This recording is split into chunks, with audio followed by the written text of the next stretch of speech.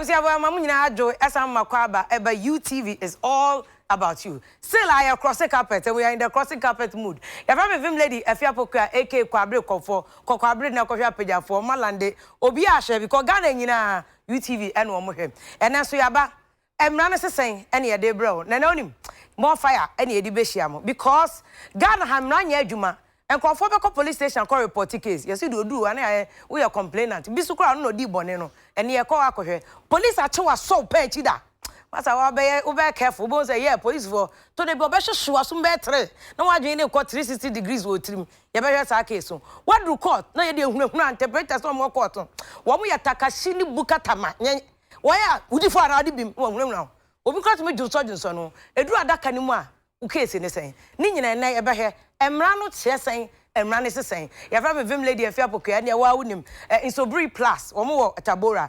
Lawyer swag, the ultimate say, or one or more be, or more lawyers who shoes, papa, white, about to make the first swag. Any jacketina on my hair, lawyers and Mariaco, Supreme Court or Kosho, what's here, them beauty with brace. So, baby, there. Me were police, Cassia Bacon. Lawyer, what bing. No MmraNo, yes, some MmraNo to say, brofo, or better, or more studio. I'm an Indian bachelor, MmraNo, dear chair. MmraNoSeSen eba na for any lawyers in aba bekasa share na my feedback on Facebook follow Instagram Facebook bebia my wadwen share enu na hia yen it's all about you eba sisia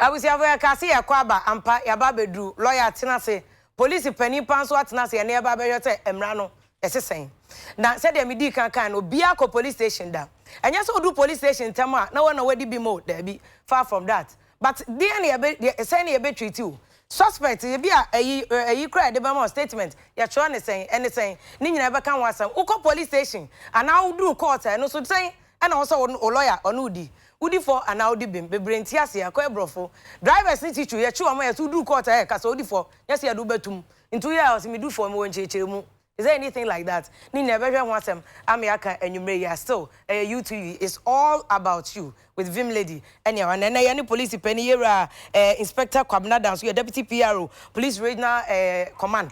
Police headquarters war and crime. Omotion crime antam sunina panicasi and pa etianum say. Sanso and Ayera Martin Pebu a lawyer near human right lawyer into no issue way a sinister so and yasam get to a cry. We are Dobako so BT found with her. Would have done fan number mouth. Or Bemi a chini panama wabo say yes. Where's she a lawyer mu gangalia, lawyer wa bing. Ah, lawyer onimra. And yes, uncle was like, yeah, I am pet. Lawyers who are going there be forget it. Ain't in for my cover. But just some way there. Boko. Council so here. Boko. The CJ so here. No hoya pa. Open the case a director of operations somewhere. Any commander here. Open him one year starting. Obiba police station. Drivers teach you. Motiti or mama. Mentias here. Driver buy and all police arresting officer and your complainant. Ntiasa hona driver ni nedi for obi ne yiri nya asema oba ne ba hona be ma nedi for god of su papa na nim statement e tro kra won ti bro hey you intimidate you ni atro. What is the procedure of police service mu amode fa complaints mo de arrest cheche mu ye kase okay mema UTV ahwefo adwo ye kase obi suspect MmraNoSeSen yesusu say sa boni no anasa asem na nipa no de ato no so no asem a ye de ato no so bekwa kosi se police behwehwe mu ye de ne bekwa ko gina court no oni fo okay this of fasa process mu ye be chro ni statement no mu police bekwa so ahwehwe mu e bia na dansefo ewom wo mu nyina ye be chro sa nkofo we nyina anu disem near building docket and sana yedena ko gina court ansa court so edi asem na sa process ye a wo be famu wo police station nyina no nkire se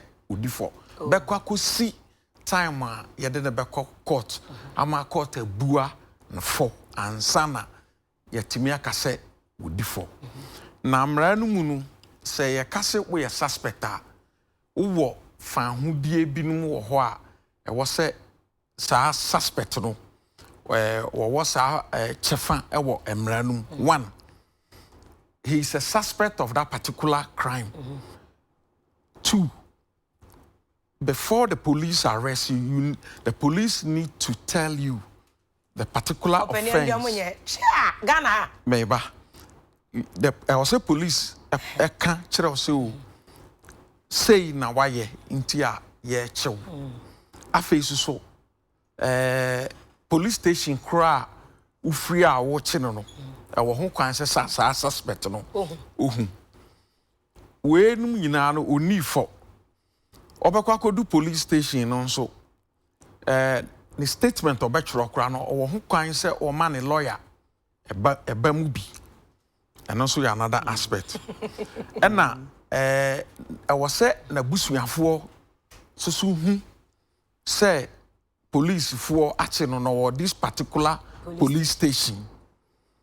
And now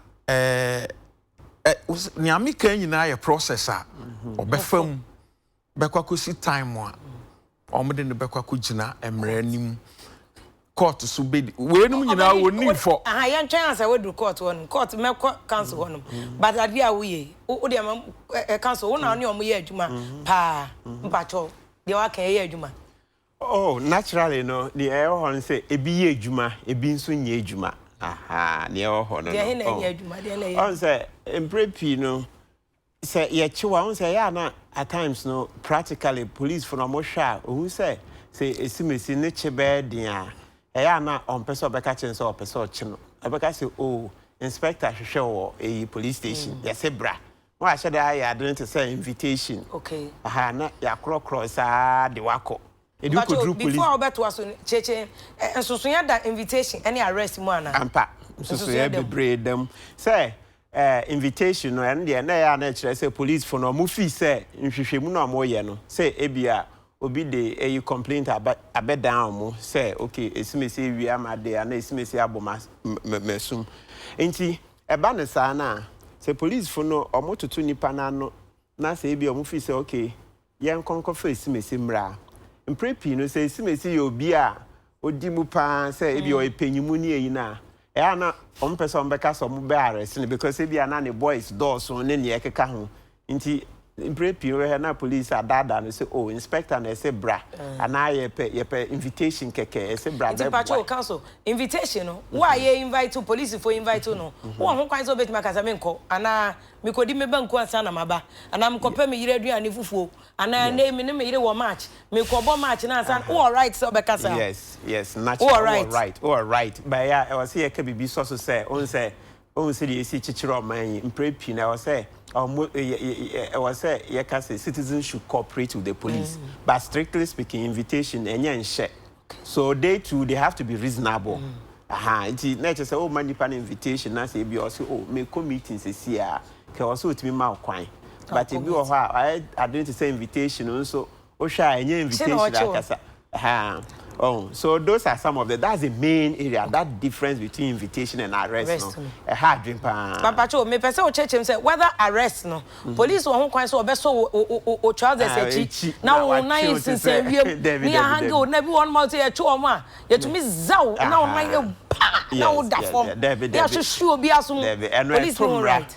eno to mra gise oh ena no kra no gise nipa no na ye chi no aye na dwen say ompne so to say nti ye kase ya arrest so na say o resist ya nti wo de wa hon de say o je wo onkwa ha nti ya eno no mra ma kwan say police o mu use force kakra aha use force kakra ba ye say pipe na sum ni ye de but obetimi ambo asum one a reasonable force oh I don't know yen hwe ye because one hwe ye I say obo obi asum one no I say why vim lady we yellow oni bibia friend things car e bia na nipa na o yare de da o kakra bia obebo no behwe na afa dia o de asem aba so as much as possible say a reasonable force no it has to be used very reasonably. In fact, all police for a two bebre maybe co-interdiction. The investigation concern you say bia. Ebusia bobi enim ansana. So that's it. Opani mama bra so be mu police for no say ye chi obi a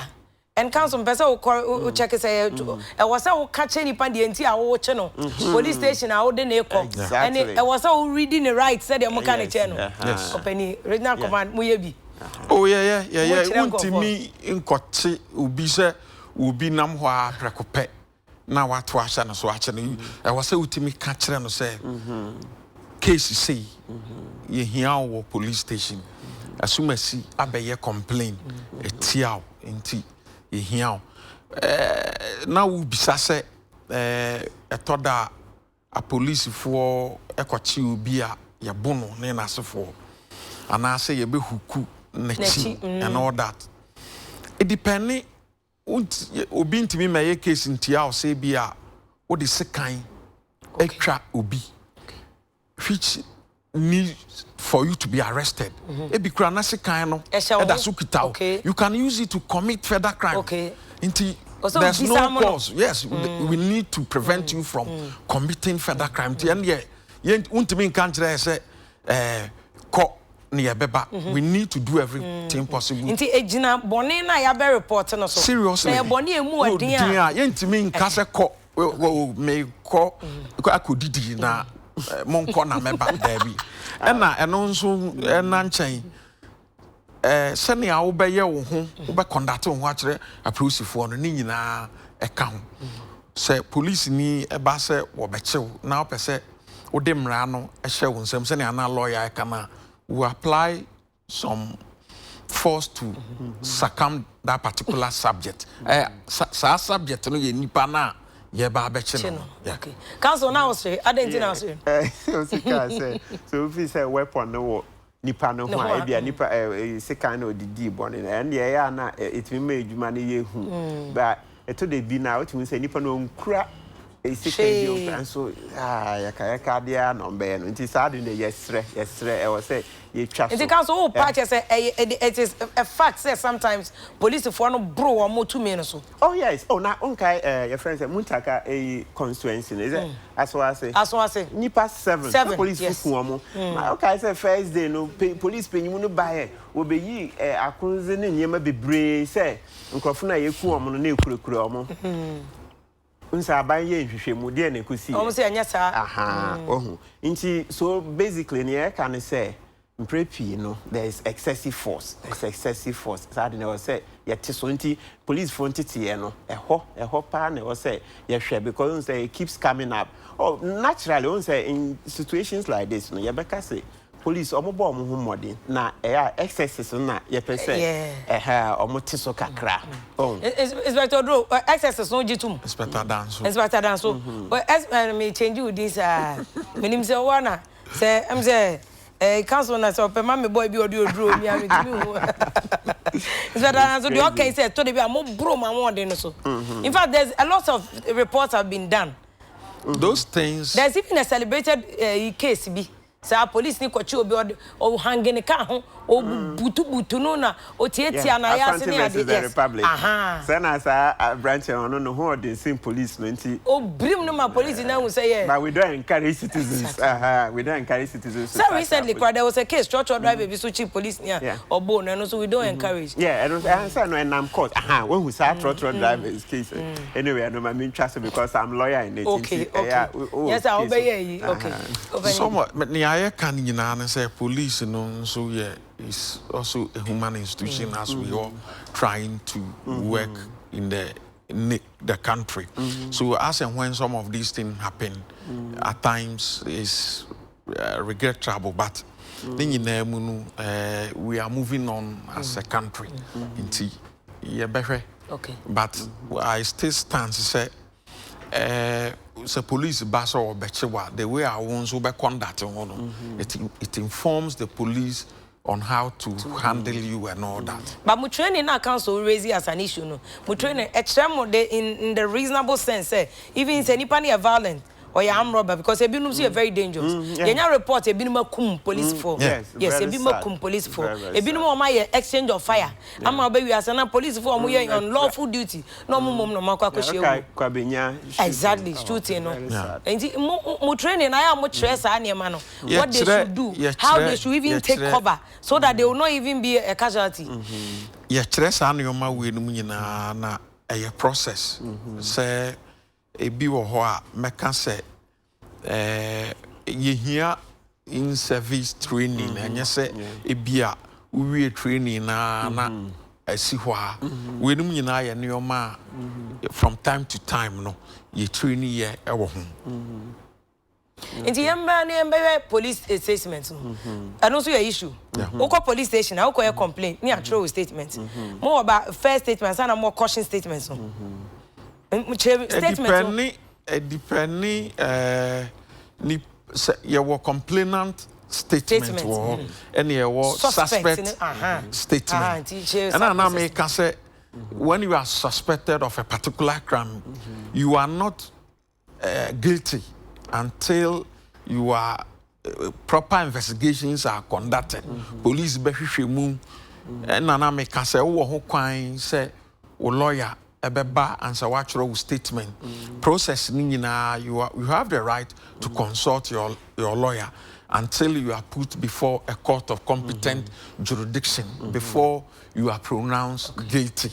Into guilty. You are never guilty. Complaint police for mo assume say Banko forces are na muyo. Oh, David. As obedi assembly bre mo na nipa na wa be complain ma fa ne say ono ye innocent party. E to dey be especially a ma case and a simple misdemeanor say o ma kon toka wo fiem. The obedi kan ba police station ma fa ne say ono na asem yenko leader ne yenko cho ma kan. Police hwehwemu na be kire ne a wodi for ene ne wodi bim. Eno kra no ye ni asem wo police station. Police adwuma ne say wo be hwehwe complain na nipa no abeye no na ya build docket at the court. Okay.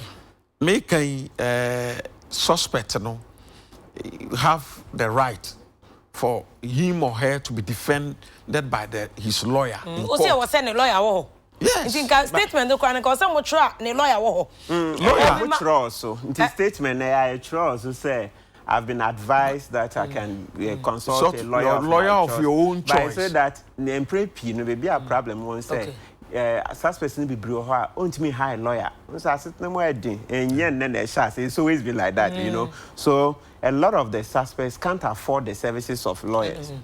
So that's where the problem is. It says lawyer ni ho suspecting Benyanti. Why na intro statement? Should the police go ahead and write the statement? In the circumstances. Okay, inti statement are normally ni nipa no bebrente brofo no. Or in crime, or tree, or ever. Na police for actual. Yes. Ube all suspecting your trust. Ube de who say. They are all kind of potin. That's and a police for nature, especially so we are suspect. I'm pempi. I say you condemn or dada. Do they now bet you cry now? That's why they always have interpreters.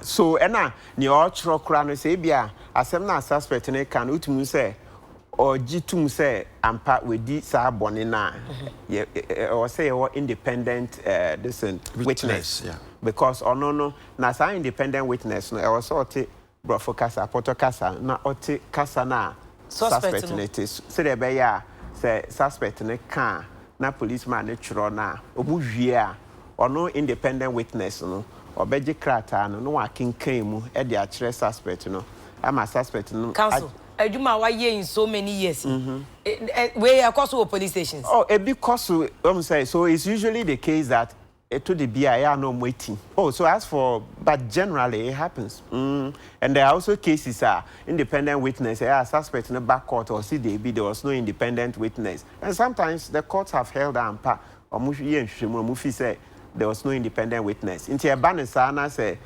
statement, no, a statement no no suspect, no G2 Muse with this abonina. Now, reading of rights, you bet you are your suspect. I was here, the entire show, baby credit, Edoko, and I was here kind of casa with him and no police boy. Oh, and also, so to be fair, they do it a lot. They do. So, but cases now, about HSO money and anything, one share because nature saying, in Kainin, they be omoye, but there are cases in which they fail to.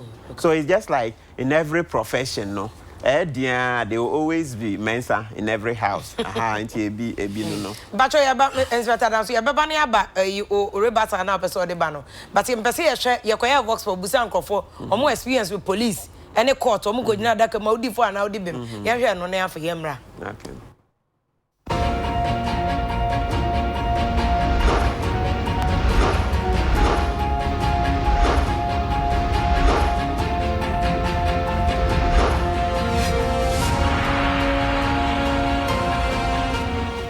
When your police case that. Oh, police case there many be da mom, many be da pa, many be da.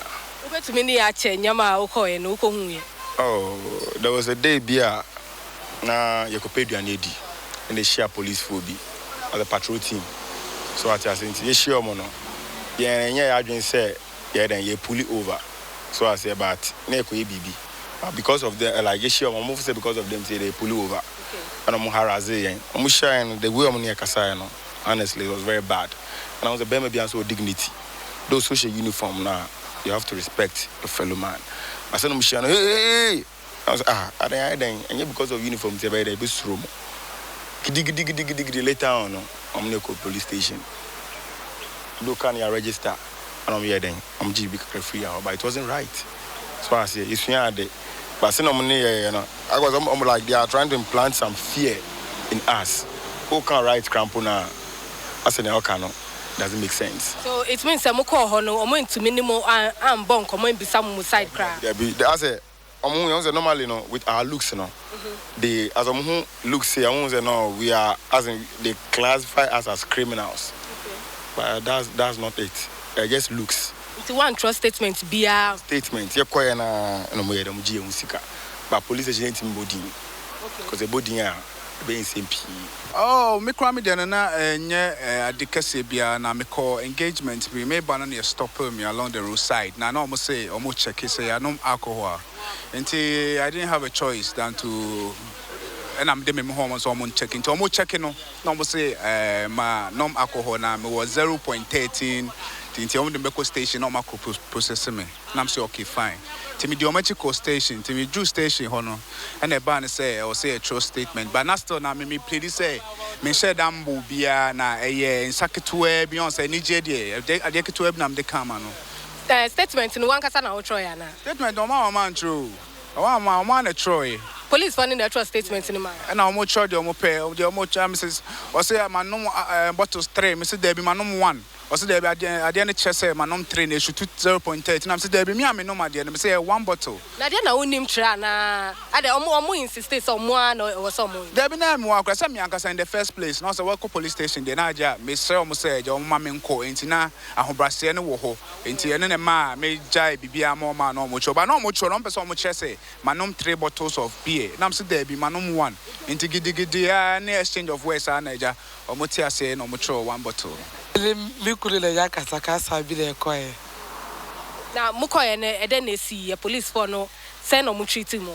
Oh, o manye bad bia o mu fret na se. Ala ye hu bia problem no ala. O mu kasa TSS o mu pese. Sadie ne bekoso. Na ye kai pese jai ba nkola wa etamunti no. Ye na ye suswa. Nti o mu kasa kire. Se le boy no tu ni sabume. Aha. Ela omukasa chele se omumpese obumbi bioma me fa ni comprendre ba fi sada la omukasa chele ba no bibi sala bi anse bi Unya sem ko police station so the way ya wo na ebia unua na anya sem wo kwakoboa no the way ya be handle on ya na is not good at tia bi as if say wa ko no you don't know your left and right unim ne wo ya wo kodru omo nsem dia atia na popo ni ani ya be sro mo say ya no nyina na wo man mu we are citizens of this nation and this a problem bi ba bibi sa na omunya botere na ye no mo nkan koba say obi betia obi ana say wo tia me ho na say ebia wo yem na ubehumi abontia ebia ho no wanti wani manchem na afa ne se wa be hia me baabia na ebia da moment kura ebia na wo problem unyamwa na dia wo ye me na besiden na me so metimi aboa obi na obe okoy complain say omatu agunu so abono nti omo ba ifie say boy na be complain ti omu hia omo police station ye koye no omo muso ma no asem kura ana omo de omu nyina hiem na mo fa ase ba ko kan ho onu kura no nyanya 18 years ana omo de ono so crash hiem statement kura omo am ya ntwere eno an say boy na nya complain nko ade omo de omu ko hiem nti police system no de nya the best. Abusia sam makwa ba bi we vox pop e ko krom ko busa nkrofo o madwene e na o ma kire no nti e ba na asan abeto so council ne ayi officer on street nkrofo de police for ho kwan sem betimi settle ti say mami de o se o mo ko ni kunu obo no o mo de ko e na o mo kan asem no mo tu be man fo o mo was right me nim police station crowd wo ko ye na ye wo dofsu e wo ho a o mo kan afisem ne ade omo wo ho kwan akoya waresem no betimi ahwe ICC ama asomdwi aba on the issue of statement suspect no wo ho kwan so ono a so timi churo a ono a wo ho kwan so be churo statement yes na say ye pidgin ye obetimi achuro language bia se na na lawyer ka no edu baabi kura na ohia kasa wono tiase no ohia obi a obetimi akyerɛkyerɛ no mu ewo the language of understanding and so omachro na in the process of building the docket no at any given stage bia no o pese wo sesa statement kura wo nkwan so we actual further statement there ya mo pese me yi dada na free mo it is added onto the initial one na o troye no we no nyina ya right of the suspect a course of police station nti wo suspect and kasa person o tro in your own language obetimi atro said you can write your own statement. But normally what I say as a more intimidating conform to the extent that we on ma na ho kra popo because me my reporter sa atiefu tie me na wo de nipa ni free counterback na wo counterback no be duro kra ni anante wani so ama but that's the truth I think the police also do cases no I have to say maybe if you can say cities no I think say general I think the beating has gone down generally but to the extent no na you can say this percentage but over the years the beating crack a see money there mon villages still you know message subium ede na obeya prekope police buy anobe or yes why A or B or buy na or start your boom police ye nipa ye wo tema Emma okay police kofodia case na say the police want chain na officers office no meaning say charge officers why na e brim no but on say video no yeah and inti na ye wo emra no say police ni bi etia wo fa ho bi so a you also have the right to complain, make a complaint against... To PIPs? Yes. Da benda, open the PIPs case is a good way. And we do not say na resolve. What was our statistics? So far, me fancy by 2018, cases amunya or PIPs. Do not say na resolve. Do not say na pending. What was our statistics? Me no ejina ha mean to me. Because including council. Yeah, what they say. Police reported cases of abuses against police. Yeah, very difficult. Council, in your interaction with police, what no one is saying? Yeah, so what to me resolving or more complaints? Oh, PIPs, you see, that's the thing that I've been saying. I will say PIPs will statistics no more publish it. No once say one no more release it. Oh, last year we sacked 25, 30, and then demoted this number. Oh, they more tired, but frequency no on side to say news. Say oh you know one news item it doesn't stick. So maybe they need to maybe every year no statistics maybe they can plan to do like we'll do 10 publications maybe at the taxpayers expense so that it will stick. Council Church and Pips and Casading. Say police professional and intelligence standards bureau. And Omo Juma Pan is and Peso Church, so do be baby no so issue. Obehum baby oko. What then I was omo ye. Okay. So basically no. One say if you say police no way in dini year. Even something as common as say only one can say ye. Isn't there your friend yeah. Police no one can say ye. Yes. Isn't there your friend be service instruction. Recently cry omo update for come to make sure human rights. Only say in some standards the service instructions no. Yeah, say they are human rights centered and so that's the way they do their work and all that. But when say practicing na heading, banka book ne pa there which means say yes, this is a good police force. So Pips hono say if you say police ni way in the year, then you would go there make a complaint. Okay, so that and I'm ranging from yes, ranging from discourtesy. Now the back of my end say any police headquarters, asylum down. So it's far removed from police headquarters. Kumasi also about asylum down. I think they have regional offices in Kumasi as well. Just about Kumasi. No, you don't have to. They have a branch also in Tamale. How many branches are more across Ghana? Every regional capital we have Pips. Police near Bibia or Betimia reporting. Council, court. Yes. So looking at it, so complaints against the police and American every year they discipline them.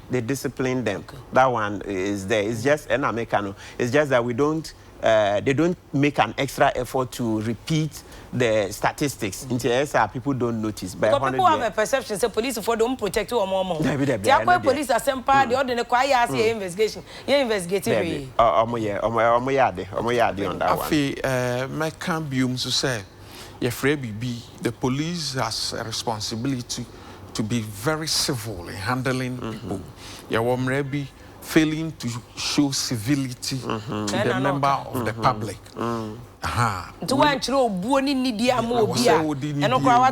Yes. Police ni kosiro obisika. Police ana obika say you kromo. Madam ene you kromo. These are your boys Yes. We have no eat you. Police ene go to munyo. And now when say ensu atoi. Omo aso mu chiri modern opani kase. We dey manuse suma so hwa no akochaage me. We dey adwomre. Mutumi di police for go car kwan so.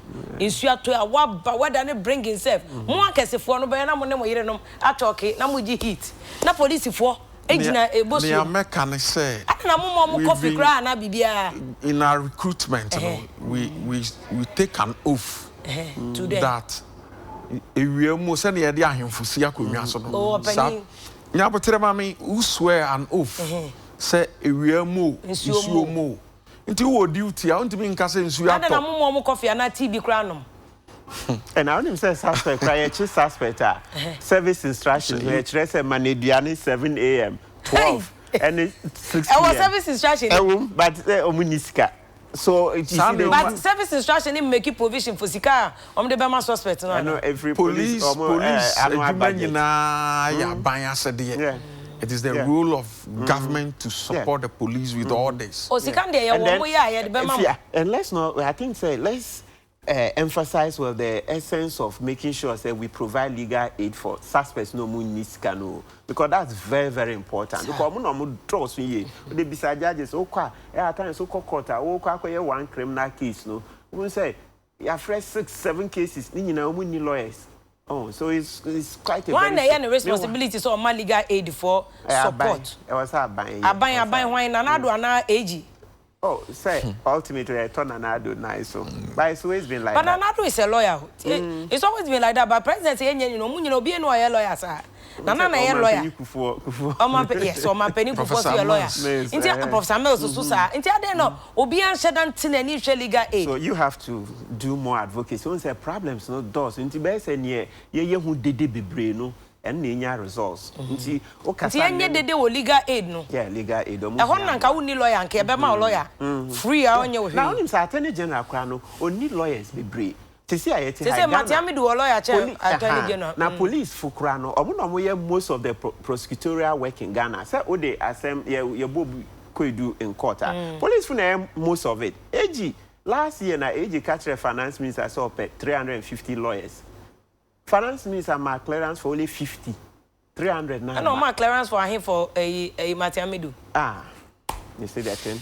So it's not fair because soon say Matiamidu or more lawyers. Meanwhile, or by on prosecute 10 cases. Yeah, money, baby. This other general.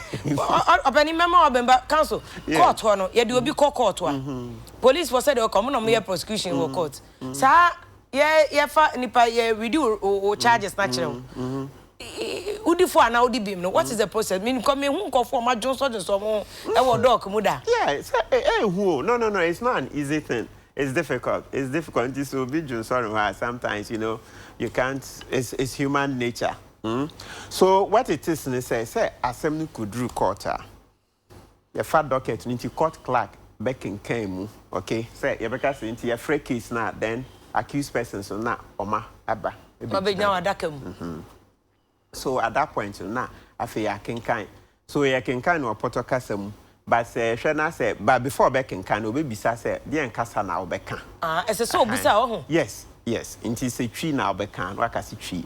Into say sad the any or can kind of Portocasa movie, Nafi or no asa church.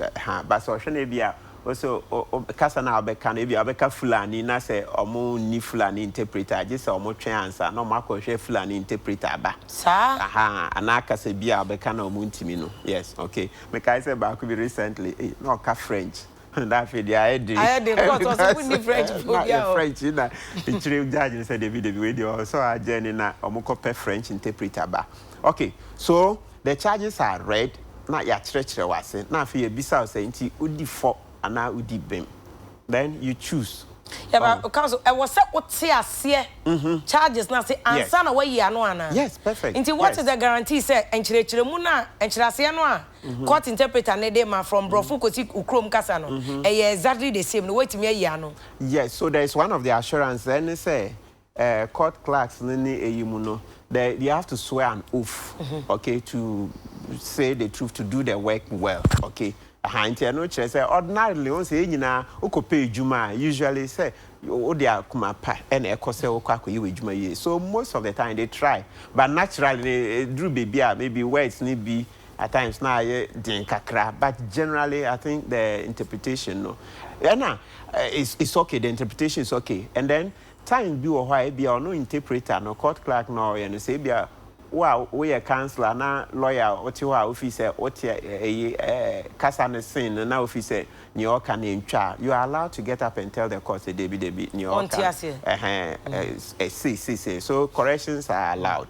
But generally but no cross when you because for would you not that can na kasa said okay I am shisha dada. Udi for na so me hu nkofo bebe especially defilement in rape cases starting here. Omo ya no my two for help kasa odi for na say do betum to charge na say yes oya say me di for ba me won chire mu but the judge be enter not guilty yes after the explanation no? Exactly into no say o my explanation na chire say ogitum a na ndie o ma chire say what your explanation amounts to a guilty plea okay. But say o chire mu e bia no no ni chire mu no e bia obi obeka say ni chire mu ni say e che say ade no nye ono kra na ode na adwen koye na danfo na be frɛ no say yenko o fa ko high mesika anako high taxi bra me yenko say o ka sorry na say bia o hwa ni nyina ne o pa kire say o pese o ka say co accuse no e na e dey answer me nyina by eventually on ne ko ya na just say we for okay. Yes, so the judge will listen to the explanation. But yeah,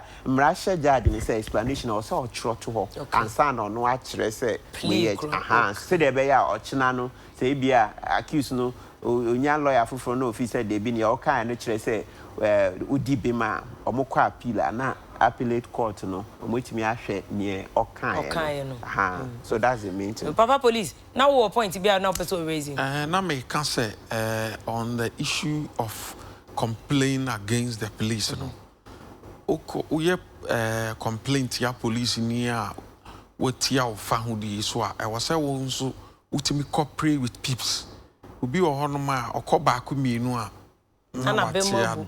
You need to cooperate with the police. So na in our cases you handle witnesses need to help the police so that the police can gain conviction against criminals. We don't mean a processor.